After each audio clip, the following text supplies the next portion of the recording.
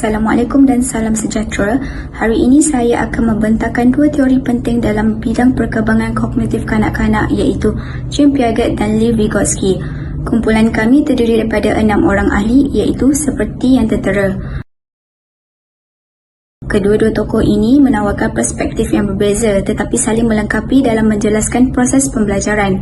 Piaget, seorang ahli psikologi dari Switzerland, menekankan bahawa pembelajaran berlaku melalui interaksi aktif kanak-kanak dengan persekitaran. Beliau percaya perkembangan kognitif bergerak melalui tahap-tahap tertentu mengikut usia dan murid membina pemahaman melalui proses penerkaan dan pengalaman sendiri. Manakala Vygotsky, seorang ahli psikologi dari Rusia, menekankan bahawa perkembangan kognitif sangat dipengaruhi oleh interaksi sosial, budaya dan bahasa. Menurut beliau, kanak-kanak belajar dengan lebih berkesan apabila mereka dibimbing oleh orang yang lebih berpengetahuan seperti guru atau rakan sebaya. Konsep utama dalam teorinya ialah zon perkembangan proksima. Assalamualaikum warahmatullahi wabarakatuh. Nama saya Anis Solihah binti Muhammad. Okey, di sini saya akan membincangkan berkaitan peranan guru dalam pengajaran dan pembelajaran. Okey, di sini terdapat dua teori yang berbeza. Yang pertama, teori menurut Piaget dan yang kedua adalah teori menurut Vygotsky. Okey, kita pergi terlebih dahulu kepada teori menurut Piaget. Piaget berpendapat bahawa guru berperanan sebagai fasilitator kepada anak-anak murid mereka. Sebagai contoh, ketika di dalam kelas mengajar subjek pendidikan Islam di bawah tajuk bertayamum. Okey, di sini guru haruslah menyediakan bahan-bahan ataupun situasi video berkaitan sebab-sebab berlakunya tayamum. Melalui gambar ataupun video tersebut, murid-murid dapat berfikir secara sendiri dan memahami dengan menggunakan akal fikiran mereka dengan lebih faham dan jelas. Okey, kita pergi pula kepada teori Vygotsky. Vygotsky berpendapat bahawa guru adalah merupakan seorang pembimbing yang aktif di dalam kelas. Sebagai contoh, ketika subjek matematik dipelajari, guru harus berperanan untuk menjelaskan secara terperinci dan secara jelas bagaimana jalan kira harus dipelajari, bagaimana cara untuk mengira, tambah, tolak, darab, bahagia, algebra dan sebagainya dengan komunikasi secara dua hala melibatkan seorang guru dan seorang murid.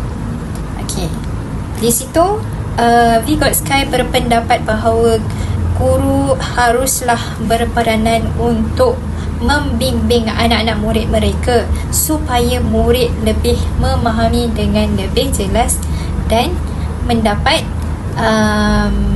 kejayaan cemerlang di dalam peperiksaan. Bismillahirrahmanirrahim. Assalamualaikum. Salam sejahtera. Saya Ahmad Faizal Kambi Asri. Jadi dalam peranan pelajar dalam pembelajaran menurut Piaget, pelajar perlu meneroka persekitaran mereka melalui pengalaman konkret, iaitu sesuatu yang boleh dilihat, disentuh, dipegang ataupun aktiviti secara fizikal lah. Sebagai contoh, pelajar tahun 2 untuk memahami konsep pecahan mungkin susah lah. Jadi guru haruslah memberi kad berbentuk bulatan yang dibahagi 2 supaya pelajar boleh memahami maksud separuh dan separuh. Peranan pelajar dalam pembelajaran yang seterusnya menurut Piaget, pelajar ni berperanan menghubungkan pengalaman yang sedia ada dengan maklumat baharu melalui proses asimilasi dan akomodasi. Sebagai contoh, seorang murid prasekolah yang biasa lihat burung yang terbang menganggap semua haiwan terbang adalah burung. Tapi apabila gurunya menjelaskan bahawa kelawar juga adalah mamalia yang terbang, murid tersebut perlu mengakomodasikan skema baharu itu. Dalam teori Vygotsky pula, Pelajar berperanan sebagai pembelajar sosial yang memperoleh pengetahuan melalui kerjasama, sebagai contoh dialog, aktiviti kolaboratif dan sebagainya. Sebagai contoh, dalam PDP Bahasa Melayu, murid boleh bekerjasama dalam kumpulan kecil untuk membina ayat atau berbincang isi karangan. Dan yang seterusnya, menurut Vygotsky pula, pelajar perlu bersedia menerima sokongan daripada guru lah, rakan sebaya ataupun orang dewasa yang lebih mahir. Sebagai contoh, dalam subjek sains, murid mungkin tak boleh faham sepenuhnya cara menyediakan laporan eksperimen, tapi dengan bimbingan guru, murid dapat menghasilkan laporan lengkap. Assalamualaikum, nama saya Nurul Najah binti Ramli. Saya akan membentangkan perbezaan kaedah pengajaran dan contoh aktiviti PDPC berdasarkan teori Piaget dan teori Vygotsky. Menurut Piaget, pembelajaran berlaku apabila pelajar itu meneroka sendiri dan membina pengetahuan melalui pengalaman. Oleh itu, kaedah yang sesuai ialah pembelajaran berasaskan penerokaan, penggunaan bahan konkret dan aktiviti hands-on di mana pelajar digalakkan mencuba sendiri dan membina kefahaman secara aktif. Contoh aktiviti PDPC yang sesuai adalah menyusun nombor, menjalankan eksperimen secara ringkas dan pendapatan di mana pelajar menguji idea dan berfikir secara logik. Semua aktiviti ini memberi ruang kepada pelajar untuk belajar secara kendiri mengikut tahap perkembangan kognitif mereka. Berbeza dengan Vygotsky, di mana ia menekankan bahawa pembelajaran melalui interaksi sosial, di mana pelajar memerlukan bimbingan daripada orang yang mahir, seperti guru atau rakan sebaya yang lebih mahir. Ia dikenali sebagai scaffolding. Kaedah ini lebih menumpukan kepada pembelajaran kolaboratif dan perbincangan kumpulan di mana pelajar berbincang, bertanya soalan dan menyelesaikan tugasan secara bersama. Antara aktiviti PDPC yang sesuai ialah gallery walk, simulasi atau role play dan projek kumpulan yang memerlukan komunikasi dan kerjasama. Aktiviti ini dapat membantu pelajar belajar dalam zon perkembangan proksimal iaitu tahap kemampuan yang boleh dicapai dengan bantuan. Secara kesimpulannya, teori Piaget menekankan pembelajaran melalui penerokaan individu, manakala Vygotsky menekankan pembelajaran melalui interaksi sosial. Kedua-dua teori ini boleh digabungkan untuk menjadikan PDPC lebih seimbang dan lebih berkesan. Itu sahaja dari saya. Terima kasih. Bismillahirrahmanirrahim. Assalamualaikum dan salam sejahtera. Saya Hafiz bin Suhaimi. Hari ini saya akan membentangkan perbandingan teori John Piaget dan Lev Vygotsky, khususnya dari aspek budaya, bahasa dan interaksi sosial dalam perkembangan kognitif. Yang pertama adalah asas perkembangan kognitif. Menurut Piaget, kanak-kanak belajar melalui eksplorasi kendiri dan manipulasi objek. Pembelajaran berlaku melalui proses asimilasi dan akomodasi. Sebaliknya, Vygotsky menekankan bahawa perkembangan berlaku melalui interaksi sosial, bimbingan guru dan rakan sebaya melalui konsep ZPD dan scaffolding. Seterusnya adalah peranan bahasa dan budaya. Dalam teori Piaget, bahasa berkembang selepas kognisi terbentuk dan budaya hanya menjadi konteks, bukan faktor utama pembelajaran.